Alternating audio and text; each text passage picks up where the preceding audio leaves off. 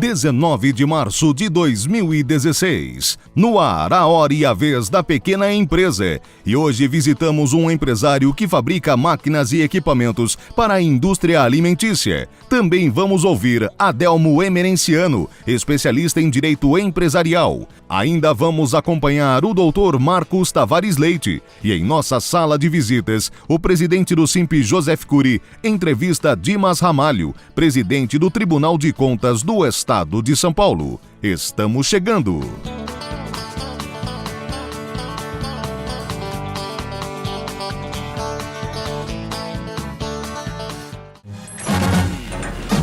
Conheça as novidades deste mês do cartão Simp de benefícios. Acesse cartãosimp.org.br. Um projeto de lei que trata sobre convenções e acordos coletivos de trabalho tramita na Câmara dos Deputados e são muito benéficos para empregadores e empregados. Entenda mais com o advogado Marcos Tavares Leite.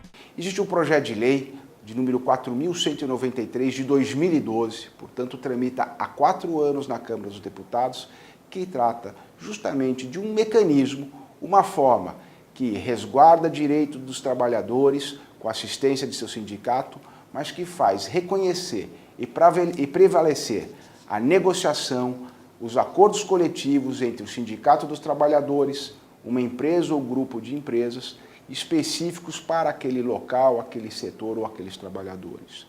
Isso significa permitir que aqueles iguais se tratem mais igualmente. Se trata de permitir assegurar emprego e renda a trabalhadores, assegurar capacidade de investimento e manutenção das atividades empresariais. O que nos parece estranho é que não se vê qualquer movimento de apoio a uma medida dessa natureza, salutar, que vai assegurar renda, emprego e investimentos, nem de um lado dos trabalhadores e nem do lado patronal. Sindicatos, federações e confederações, sejam empresariais, sejam de trabalhadores, não se manifestam a respeito desse projeto de lei, a nosso ver, muito importante. Além de estar tramitando há 4 anos na Câmara dos Deputados, está há 7 meses aguardando a ratificação de um parecer na Comissão de Trabalho, de Administração e Serviços Públicos na Câmara dos Deputados.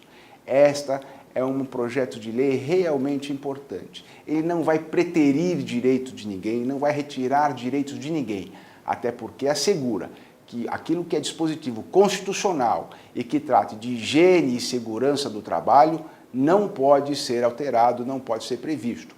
Mas, por outro lado, esses acordos e convenções coletivas podem prevalecer sobre o legislado nas outras questões, de forma a integrar melhor a relação capital-trabalho e, como já disse, estimular o investimento, assegurar emprego e renda.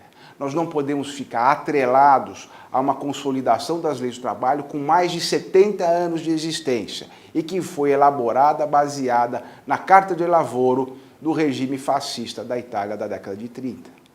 Portanto, temos que buscar, pesquisar e elaborar medidas alternativas que estimulem realmente o investimento, uma integração entre o capital e o trabalho, assegure emprego e renda. Este é um projeto de lei que pode realmente conduzir a uma evolução nesse sentido. E o Simp, sempre preocupado com a formalização das empresas, o investimento na atividade empresarial, assegurando emprego e renda ao trabalhador, apoia o projeto e vai trabalhar por ele.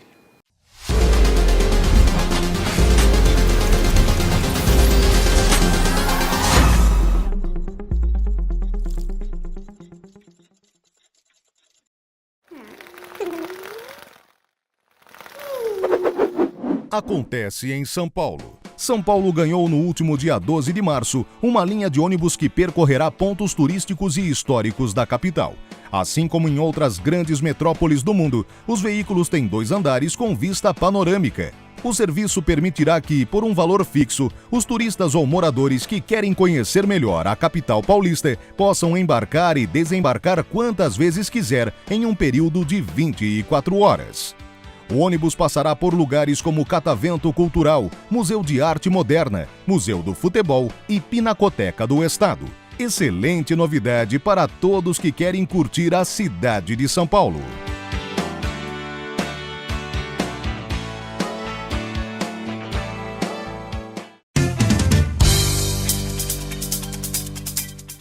Um tema frequente e recorrente no nosso escritório é a preocupação de executivos e de sócios gerentes de empresa com a sua responsabilidade pessoal e patrimonial pelos atos da empresa. E esta preocupação fica aumentada neste momento, tendo em conta a verdadeira instabilidade jurídica que nós estamos vivendo. Vários institutos jurídicos têm sido interpretados de maneira absolutamente diferente do que era interpretado há meses atrás, há poucos anos atrás. E isso implica numa mudança, numa obrigação de que os executivos modifiquem as suas condutas imediatamente, a fim de que eles não sejam surpreendidos por condutas que eram consideradas corretas e de um momento para outro passaram a ser consideradas incorretas ou que deveriam ser dotadas de maior cuidado. E por que isso está acontecendo? Podemos atribuir a várias coisas, mas fundamentalmente porque tem havido uma grande pressão pela modificação da maneira como as leis são aplicadas no Brasil. E em virtude disso, as interpretações estão sendo revistas e nós estamos em um momento que nós não sabemos mais como serão interpretadas as leis e se elas serão interpretadas da mesma maneira como sempre foram. Por isso é muito importante hoje o que nós temos chamado de governança executiva, que é o cuidado redobrado que os executivos devem passar a tomar no Brasil nos seus atos. Às vezes não só dentro da empresa, mas atos praticados por seus funcionários, por seus subordinados, até por terceirizados, poderão levar à responsabilidade do executivo por conta dele não ter tomado o cuidado necessário ou exercido a vigilância com todo o rigor que ele deveria ter feito. Na área ambiental, por exemplo, existem até mesmo responsabilidades que são consideradas imprescritíveis, que poderão alcançar o patrimônio desses executivos ao longo de toda a sua vida. Por isso, neste momento, é muito importante não só o cumprimento da lei, mas a interpretação mais cuidadosa, a interpretação mais cautelosa, ser extremamente conservador nas práticas dos seus atos, nas responsabilidades e no cumprimento das suas obrigações. Este é um momento de grande modificação no Brasil, de grande incerteza e insegurança jurídica. E por isso nós precisamos realmente repensar a maneira como os executivos estão trabalhando, a maneira como eles estão exercendo as suas responsabilidades dentro da empresa.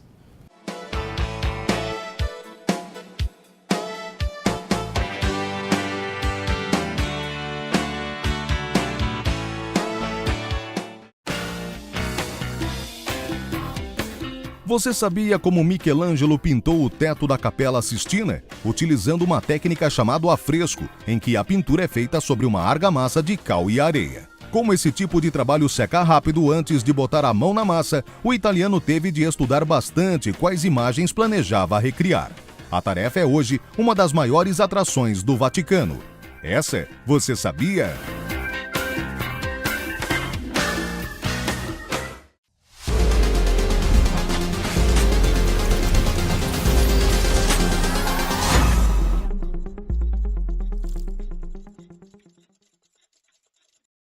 Visitamos uma empresa especializada em soluções para a fabricação de produtos alimentícios, especialmente doces como geleias, bombons e chocolates recheados. Confira a pequena notável desta semana. Nós fabricamos máquinas dosadoras, máquinas para a fabricação de ovo de Páscoas, máquina para envasar chocolate nas formas, máquinas para fabricar trufas, para a fabricação de suspiro, Maria Mole, geleia. A empresa conta hoje com a colaboração de uma equipe especializada, fabricando máquinas sob medida e atendendo às necessidades do cliente, desde o projeto até a fabricação do produto. Nós temos a tecnologia própria, desenvolvemos também de acordo com a solicitação do cliente, projeto nosso. Nós temos projetistas capacitados que podem desenvolver qualquer tipo de projeto. Um de seus primeiros projetos foi a dosadora para Maria Mole, bala de goma e suspiro. A indústria tem mais de 60 anos de tradição e existência sólida no mercado.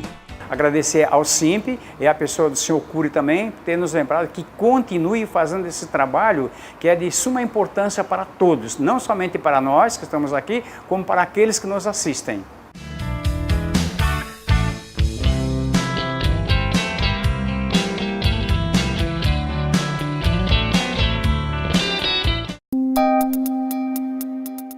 Entrevista da semana.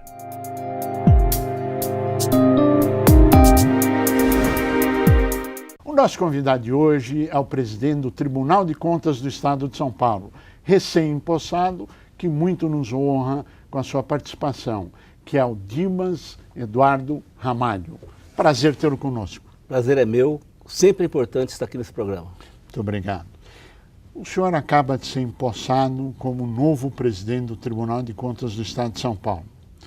Qual a sua meta principal? Primeiro é mostrar para a população de São Paulo o que é o Tribunal de Contas, como órgão de controle externo.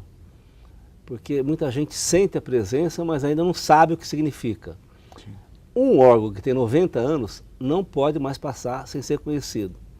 Nesse momento em que vivemos no nosso país, em que as comunicações são rápidas e as pessoas têm motivo para reclamar, para denunciar, para apoiar, para elogiar, é preciso que conheça uma ferramenta importante da cidadania, que é o Tribunal de Contas do Estado de São Paulo. Então, transparência total, proximidade com o jurisdicionado e uma visão, primeiro, de você capacitar, orientar e depois, evidentemente, punir.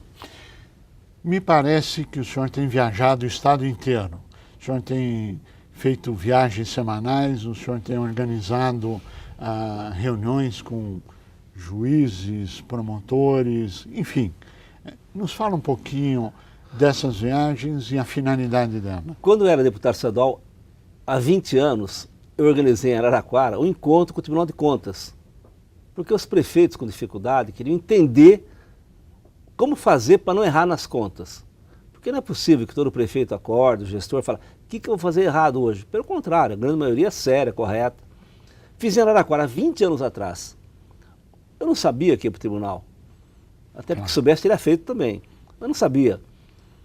20 anos depois, nós estamos com ciclos agora organizados, cidade por cidade, em todo o estado de São Paulo, esse ano 20 regionais, explicando em suma o seguinte: o que você não pode dizer que não sabia para não ter as contas rejeitadas.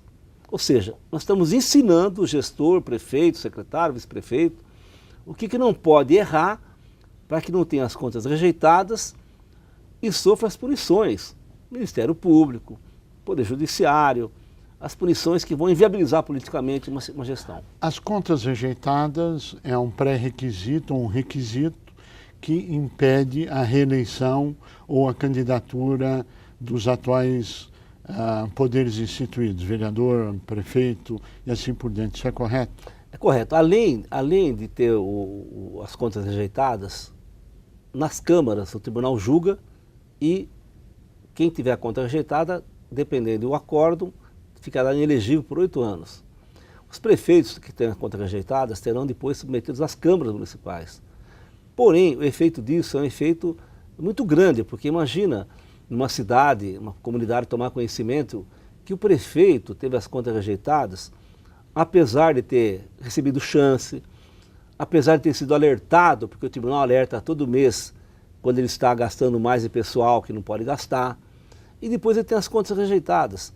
Então, além do aspecto jurídico, que depois da lei da ficha limpa, que torna inelegível, um dos requisitos principais de tornar inelegível é você ter as contas rejeitadas por tribunais de conta. Imagine o aspecto político disso também. Quer dizer, porque uma cidade, uma comunidade vai saber que aquele que ele votou não se ouve bem com contas públicas. Então, é preciso que é ruim para todo mundo. Para todo mundo, até porque nós queremos que ele gaste bem o dinheiro público. Claro. Nós não queremos puni-lo simplesmente. Claro. Que o dinheiro que ele arrecada, o imposto, que é difícil, que é caro, ele aplique bem na saúde, na educação, que tem requisito constitucional, e nas coisas básicas hoje, ou seja, diminuir cargo de confiança, cuidar com chapa branca, evitar cargo comissionado de exagero, conforme eu falei, e, sobretudo, políticas novas, resíduos sólidos, mobilidade urbana, acessibilidade e, sobretudo, tornar acessível à população o dinheiro que gasta arrecadado dos tributos. Me parece que um de seus projetos é dar absoluta transparência nas contas públicas, permitir que o cidadão seja um agente fiscalizador. Qual a ideia Como é que está sendo implementado? Está sendo, não está? Qual a sua visão? Primeiro, dando exemplo. As contas do Tribunal de Contas de São Paulo estão tudo na internet. Quanto ganha, o que gasta, onde gasta, número de funcionários, tudo. Ou seja, a lei de acesso à informação nós estamos cumprindo. Segundo, é criar ferramenta para a população poder acompanhar. Hoje você entra na página do Tribunal de Contas e você pode acompanhar na tua cidade quanto você gasta por dia, as obras que você está fazendo, o cronograma disso, se o prefeito tem cumprido a lei fiscal ou não. E, sobretudo, nós temos ferramentas novas. As sessões nossas são online hoje. A pessoa lá, onde quiser do mundo, pode assistir. Outra coisa importante, temos uma ouvidoria que a pessoa pode reclamar pela rede social, por WhatsApp. Encaminha, pode mandar carta e nós investigamos.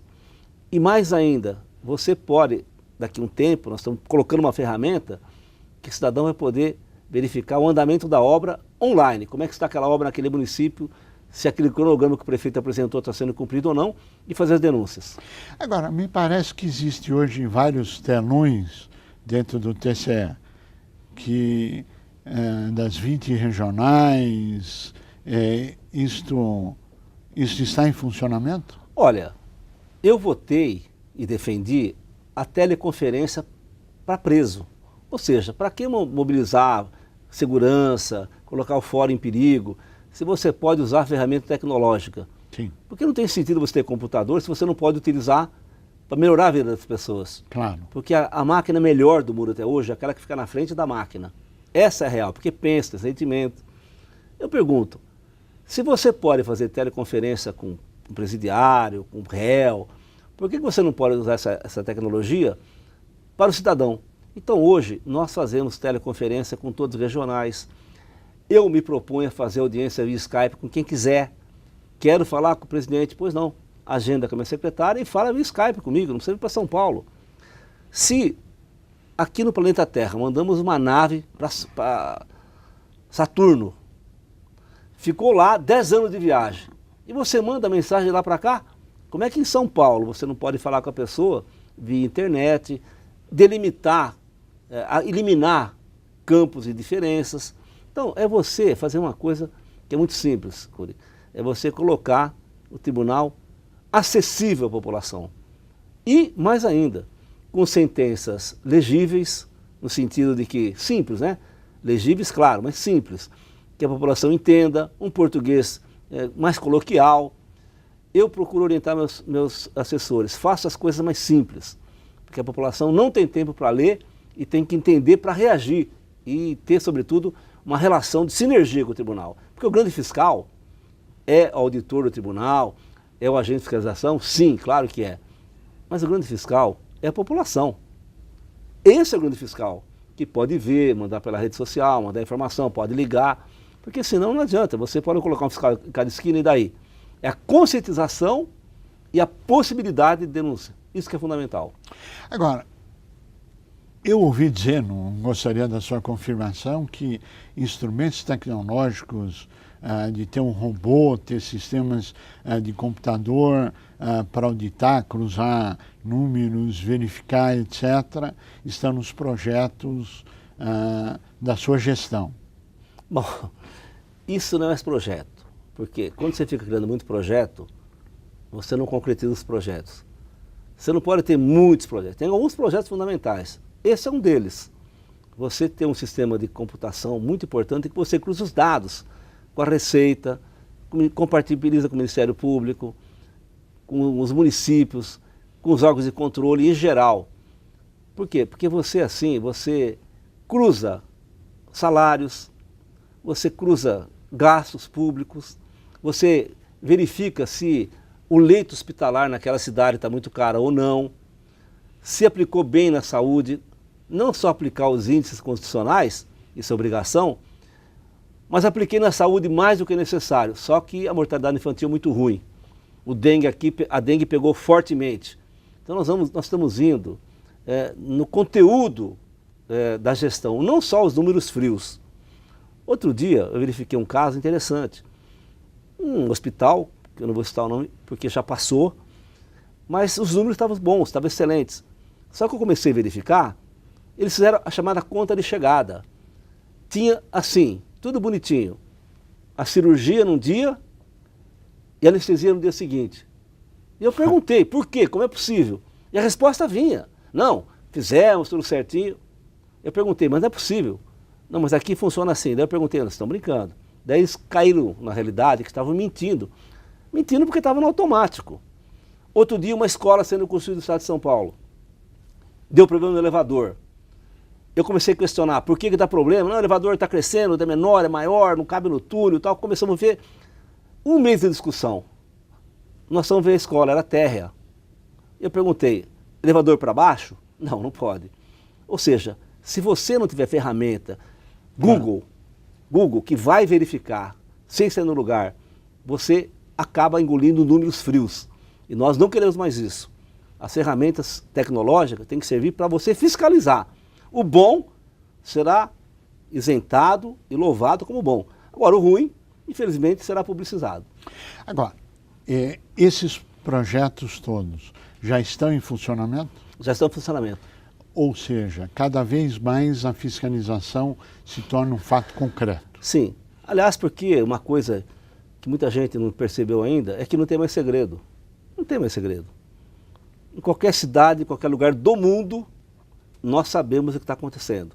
Se a pessoa sabe, mais uma pessoa vai saber. Pode demorar um mês, um dia, mas nós saberemos. Até porque, cada dia mais fica difícil mentir. Você não pode falar que não sabia, você não pode falar que não foi assim que fez, você não pode jogar a culpa em outro. Então, isso é fundamental. Saiba que nós vamos fiscalizar. E quando você cruza informação com os outros órgãos, porque nós queremos compartilhar informações, claro, com o controle interno da Prefeitura, com o Ministério Público, com a Receita, com as procuradorias, nós não queremos ficar só conosco. Nós queremos que a população saiba o que está acontecendo. Para saber também que grande parte dos gestores são bons gestores, que trabalham certo, que aplicam bem o dinheiro e que não tem culpa de uma crise que não lhes cabe dizer por quê e tem que administrar. Agora, a lei foi feita para ser cumprida. No Brasil e no Tribunal de Contas, não tem esse negócio que essa lei pega, outra não. No tribunal a lei é lei. E as palavras têm que ter o sentido etimológico que elas têm. A palavra roubar, por exemplo, todo mundo sabe o que significa. Ah, roubar um pouquinho, não pode. Muitão, não pode. Roubar, todo mundo sabe que não pode. Eu estou dizendo roubar não no sentido técnico, no sentido de que todo mundo entende que é subter para uma coisa que não é sua. Claro. Então, saiba quem está assistindo. Nós sabemos. E vamos mostrar que sabemos. Nós chegamos ao final do nosso tempo e eu pediria as suas considerações finais. Primeiro, obrigado por estar aqui novamente. Segundo, mostrar o trabalho do tribunal. Terceiro, Cury, parabéns pelo teu trabalho. Obrigado. Você é uma pessoa que tem esse programa, milita na área sindical, com uma generosidade enorme. E terceiro, para o Brasil. Nós estamos passando dificuldade. Estamos, sim. Mas para enfrentar a dificuldade, primeiro ponto é reconhecer a dificuldade. E segundo, uma palavra de esperança. Nós vamos superar isso. Nós todos somos filhos, netos de imigrantes que vieram para o Brasil. Foi fácil para eles, saindo da guerra? Não. Foi muito difícil. Está sendo fácil agora? Não. Mas está melhor. Temos escolas, temos possibilidades, podemos conversar. Nós vamos sair dessa melhores. É só ter calma, respeitar a lei e, sobretudo, ter muito sentido de civilidade. O mundo mudou. Nós temos que mudar junto. Fazer o certo. Minha avó dizia, não inventa moda. O certo é o certo, o errado é errado. Esse que eu procuro fazer. Presidente Dimas Eduardo Ramalho, desejamos pleno êxito na sua gestão, sucesso, que consiga atingir todas as metas e continue com o brilhantismo de sempre. Obrigado. A você que esteve conosco, o nosso mais profundo agradecimento, com a certeza que estaremos juntos na semana que vem. Até lá!